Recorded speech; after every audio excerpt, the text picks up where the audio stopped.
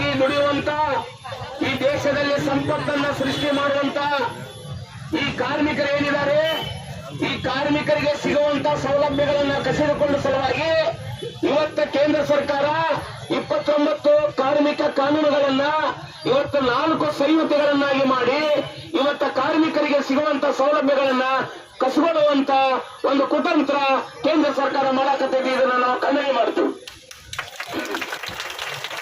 4 ಸಂಹಿತೆಗಳನ್ನ ಮಾಡ್ಯಾರ. ಈಗ 32 ಬ್ಯಾಂಕ್ಗಳನ್ನ 12 ಬ್ಯಾಂಕ್ ಮಾಡ್ಯಾರ. ಗೊತ್ತೈತಿ ನಿಮಗೆ? ಸಿಂಡಿಕೇಟ್ ಬ್ಯಾಂಕ್, ಕೆನರಾ ಬ್ಯಾಂಕ್ ಮಾಡ್ಯಾರ, SBI ಮಾಡ್ಯಾರ. ಈ ರೀತಿ ಏನ್ ಮಾಡ್ಯಾರ? ಬ್ಯಾಂಕ್ಗಳನ್ನು ಖಾಸಗೀಕರಣ ಮಾಡಾಕತ್ತಾರ. ಇವತ್ತು ರೈಲ್ವೆಗಳನ್ನ ಖಾಸಗೀಕರಣ ಮಾಡಾಕ್ತಾರ. ಇವತ್ತು ಏರೋಪ್ಲೇನ್ಗಳನ್ನ ಖಾಸಗೀಕರಣ ಮಾಡಾಕ್ತಾರ. ರಕ್ಷಣಾ ಇಲಾಖೆಯೂ ಸಹ ಬಿಡಲಿಲ್ಲ, ಇವರು ಖಾಸಗೀಕರಣ ಮಾಡಕೊಂಡಾರ. ಇಡೀ ದೇಶವೇ ಇವತ್ತು ಮುಂದೊಂದು ಕಾನೂನು ಇರುವುದೇನೋ, ಪಾರ್ಲಿಮೆಂಟ್ ಮತ್ತು ವಿಧಾನಸೌಧ ಖಾಸಗೀಕರಣ ಆಗ್ಬೋದು. ಯಾವ ರೊಕ್ಕ ಇರ್ತಾನೋ ಅವನ ಮುಖ್ಯಮಂತ್ರಿ, ಯಾವ ಅಂಬಾನಿ ಅಂತ ರೊಕ್ಕ ಇರ್ತಾನೋ ಆ ಪ್ರಧಾನಮಂತ್ರಿ, ನಾವೆಲ್ಲರೂ ಕೆಳಗಡೆ ಇರುವುದು. ಈ ರೀತಿಯೂ ಬರಬಹುದು. ಈ ರೀತಿಯ ನೀತಿಗಳು ಬರ್ತಾ ಇದ್ರೆ 4 ಸಂಹಿತೆಗಳನ್ನ ಮಾಡಿ ಏನು ಹಿಂದೆ ನಮ್ಮ ಹಿರಿಯರು ತಮ್ಮ ಪ್ರಾಣವನ್ನೇ ಕೊಟ್ಟು ನಮಗೇನೋ ಸೌಲಭ್ಯಗಳನ್ನು ಕೊಡಿಸಿದ್ರು. ಅದು ಗ್ರಾಚ್ಯುಟಿ ಇರ್ಬೋದು, ಪ್ರಾವಿಡೆಂಟ್ ಫಂಡ್ ಇರ್ಬೋದು, ಬೋನಸ್ ಇರ್ಬೋದು, ಮೆಡಿಕಲ್ ಬೆನಿಫಿಟ್ ಇರ್ಬೋದು, ರಜೆ ಇರ್ಬೋದು, ಮಹಿಳೆಯರಿಗೆ ರಜೆ ಇರ್ಬೋದು, ಕನಿಷ್ಠ ವೇತನ ಇರ್ಬೋದು.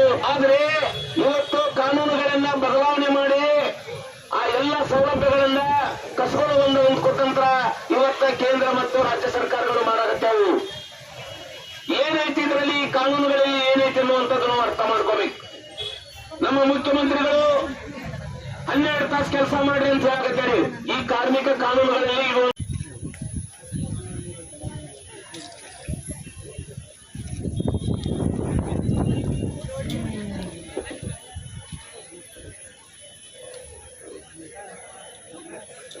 Centre of Indian trade unions Ramdurg taluka ಸಮಿತಿಯಿಂದ ಇವತ್ತಿನ ದಿವಸ ಕಾರ್ಮಿಕ ಕಾನೂನುಗಳನ್ನ ತಿದ್ದುಪಡಿ ತಂದಿರುವಂತಹ 4 ಸಂಹಿತೆಗಳನ್ನ ವಾಪಸ್ ಪಡಿಬೇಕು ಅಂತ ಹೇಳಿ ತಾವು ಎಲ್ಲರೂ ಕೂಡಿಕೊಂಡು ಪ್ರತಿಭಟನೆ ಮಾಡಿಕೊಂಡು ಸನ್ಮಾನ್ಯ ಮುಖ್ಯಮಂತ್ರಿಗಳು ಕರ್ನಾಟಕ ಸರ್ಕಾರ ಮತ್ತು ಮಾನ್ಯ ಪ್ರಧಾನಮಂತ್ರಿಗಳು ಭಾರತ ಸರ್ಕಾರ ಇವರಿಗೆ ಲಿಖಿತ ಮನವಿಯನ್ನ ಕೊಟ್ಟಿದ್ದೀರಿ.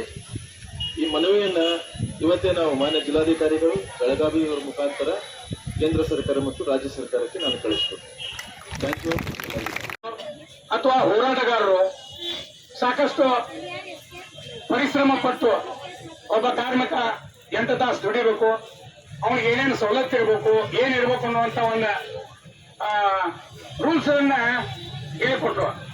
ಆ ರೀತಿಯಾಗಿ ಹಿಂದಿನಿಂದ ಆ ಸರ್ಕಾರಗಳು ಆ ಒಂದು ಏನ್ ಬೇಕಾದ್ರೂ ಮಾಡ್ಕೊಂತಾರೆ. ನಿಮ್ಗೆ ಗೊತ್ತಿರ್ಬೋದು, ವಿಧಾನಸೌಧದಲ್ಲಿ ಅವರ ವೇತನವನ್ನ ಡಬಲ್ ಮಾಡ್ಕೊಂಡ್ರು. ಈಗ 2 ವರ್ಷದಿಂದ ಒಬ್ಬ ದುಡಿಯೋ ಕಾರ್ಮಿಕರ ವೇತನ ಡಬಲ್ ಆಯ್ತಾ?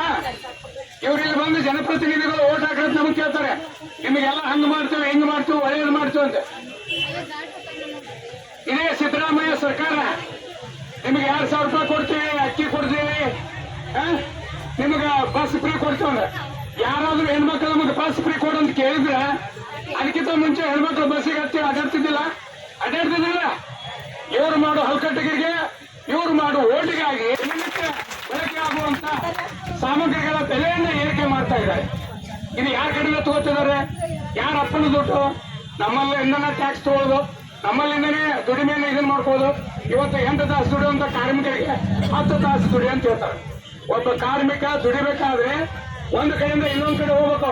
ಬೆಳಿಗ್ಗೆ ಹೇಳ್ಬೇಕು 5 ಗಂಟೆ 6 ಗಂಟೆಗೆ ಎದ್ದು ತನ್ನ ದಿನಕರ್ಮಗಳನ್ನು ಮುಗಿಸಿಕೊಂಡು, ತನ್ನ ಎಲ್ಲಾ ಕರ್ಮಗಳನ್ನು ಮುಗಿಸಿಕೊಂಡು ಬಸ್ ಹತ್ತಿ ಒಂದು ಕಾರ್ಖಾನೆಯನ್ನು, ಒಂದು ಫ್ಯಾಕ್ಟರಿ ಆಗುವಂತ ಕಾನೂನುಗಳು ಅವಾಗ ಜಾರಿ ಆದವು.